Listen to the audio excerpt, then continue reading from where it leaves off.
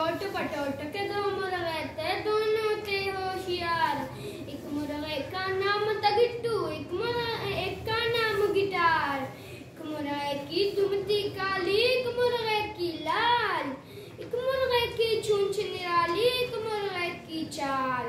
एक पहने पतलून और एक पहने शलवार। एक पहने अंग्रेजी टोपी, एक पहने दस्तार।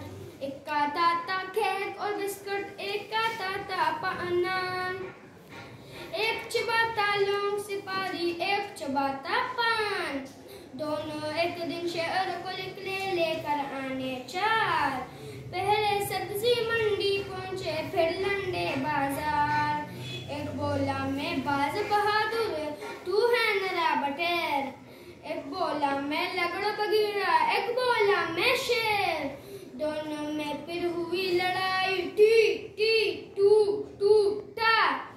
दोनों ने की हाथ पाई, ही हु हा। एक मुर्गे ने सिर उठाई, एक मुर्गे ने डांग। एक के दोनों पंजे टूटे, एक की टूटी टांग। थानेदार ने हंटर मारा, चीखे चूं चूं चूं। टोट बटोट ने गले लगाया, बोले कुकड़ू कू। Excellent.